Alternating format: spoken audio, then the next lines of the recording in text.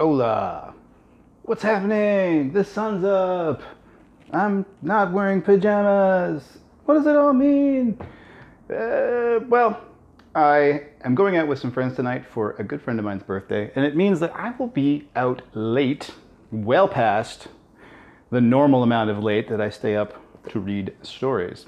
So, today, we will do an early afternoon story. And I will post it online a little early before I head out, and that way it will be ready and waiting for Friday morning. So, hopefully you are comfy and in your PJs wherever you are. I'm sure you're more tired now than I will be later tonight, but I will have had more fun, so there. That's probably not true. Okay, now, where were we? Yes. Oh, right. Charlie had found $1 in the street. An entire dollar. Imagine that. So, chapter 11, The Miracle. Charlie entered the store and laid the damp dollar bill on the counter. "One Wonka's Whipple Scrumptious Fudge Mallow Delight," he said, remembering how much he had loved the one he had on his birthday. The man behind the counter looked fat and well-fed. He had big lips and fat cheeks and a very fat neck. The fat around his neck bulged out all around the top of his collar like a rubber ring. He turned and reached behind him for the candy bar, and he turned back again and handed it to Charlie.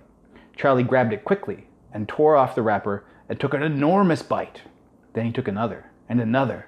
And oh, the joy of being able to cram large pieces of something sweet and solid into one's mouth. The sheer blissful joy of being able to fill one's mouth with rich, solid food.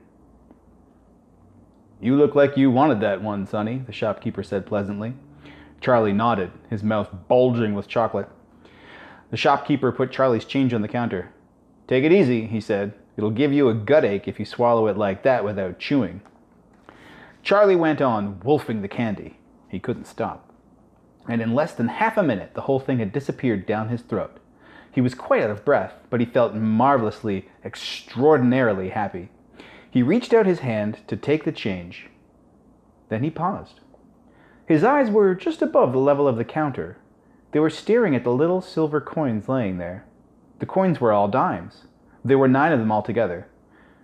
Surely it wouldn't matter if he spent just one more. "I think," he said quietly, "I think I'll have just one more of those candy bars. The same kind as before, please." "Why not?" the fat shopkeeper said, reaching behind him and taking another Whipple Scrumptious Fudge Mellow Delight from the shelf. He laid it on the counter. Charlie picked it up and tore off the wrapper. And suddenly, from underneath the wrapper, there came a brilliant flash of gold. Charlie's heart stood still. "It's the golden ticket!" screamed the shopkeeper, leaping about a foot in the air.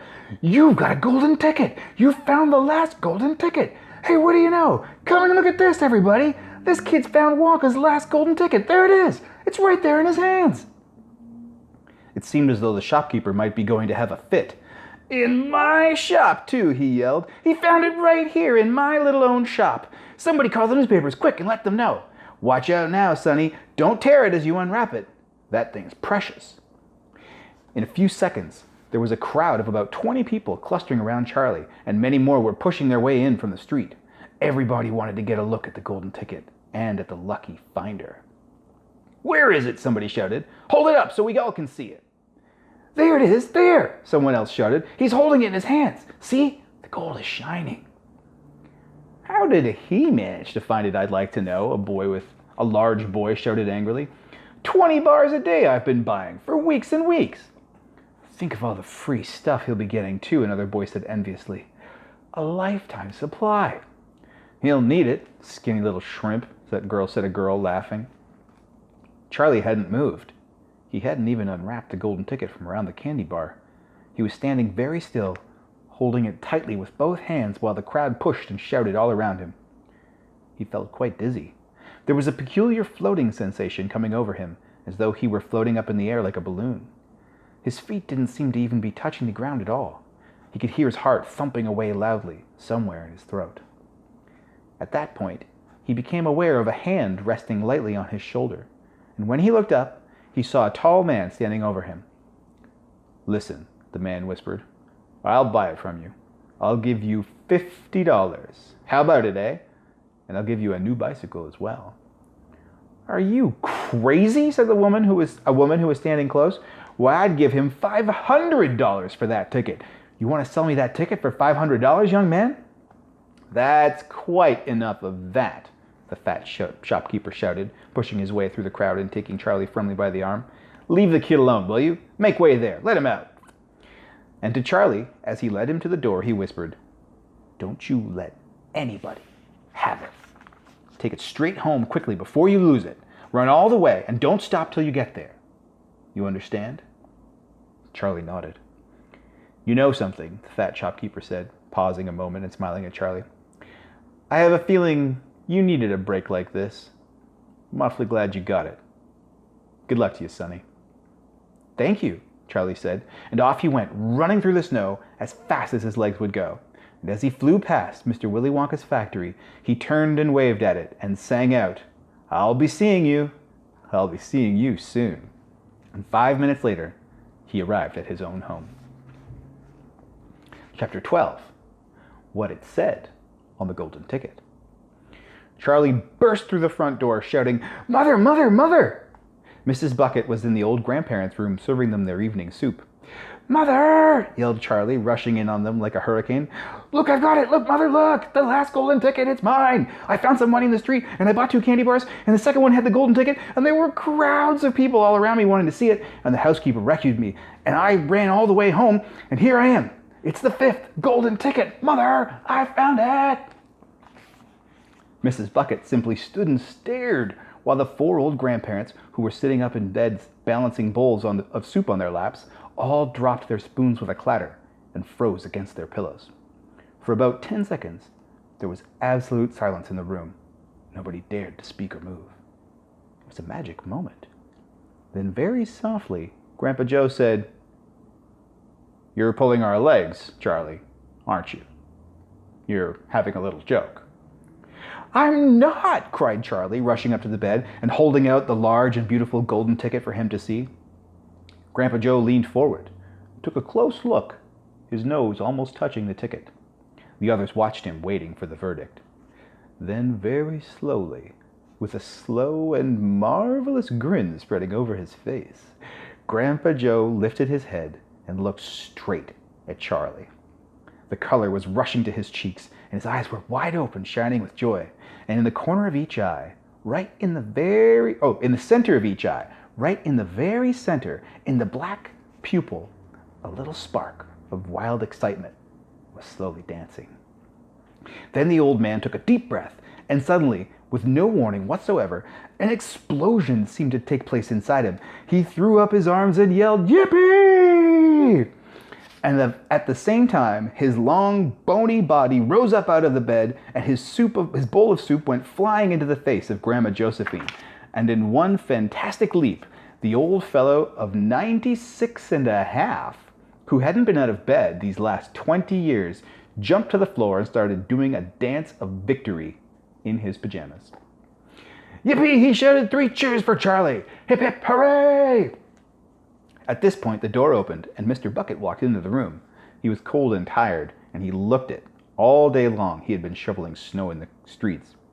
"Cripes," he said. "What's going on here?" It didn't take them long to tell him what had happened. "I don't believe it," he said. "It's not possible."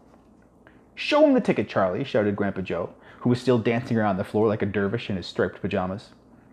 "Show your father the 5th and last golden ticket in the world." "Let me see it, Charlie," Mr. Bucket said, collapsing into a chair and holding out his hand. Charlie came forward with the precious document. It was a very beautiful thing, the golden ticket, having been made, so it seemed, from a sheet of pure, hammered gold. A sheet of pure gold hammered out almost to the thinness of paper. On one side of it, printed by some clever method in jet black letters, was the invitation itself from Mr. Wonka. Read it aloud, said Grandpa Joe, and climbing back into bed again at last. Let's all hear exactly what it says. Mr. Bucket held the lovely golden ticket up close to his eyes. His hands were trembling slightly, and he seemed to be overcome by the whole business. He took several deep breaths, then he cleared his throat and said, "All right, I'll read it. Here we go. Greetings to you, the lucky finder of this golden ticket, from Mr. Willy Wonka. I shake you warmly by the hand. Tremendous things are in store for you. Many wonderful surprises await you. For now, I do invite you to come to my factory and be my guest for one whole day. You and all others who are lucky enough to find my golden tickets, I, Willy Wonka, will conduct you around the factory myself, showing you everything there is to see. And afterwards, when it is time to leave, you will be escorted home by a procession of large trucks. These trucks, I can promise you, will be loaded with enough delicious edibles to last you and your entire household for many years. If at any time thereafter you should run out of supplies, you have only to come back to the factory and show this golden ticket, and I shall be happy to refill your cupboard with whatever you want. In this way, you will be able to keep yourself supplied with the tasty morsels for the rest of your life. But this is by no means the most exciting thing that will happen to you on the day of your visit. I am preparing other surprises that are even more marvelous and more fantastic for you and for all my beloved golden ticket holders. Mystic and marvelous surprises that will entrance, delight, intrigue, astonish, and perplex you beyond measure. In your wildest dreams, you could not imagine that such things could happen to you. Just wait and see. And now, here are your instructions.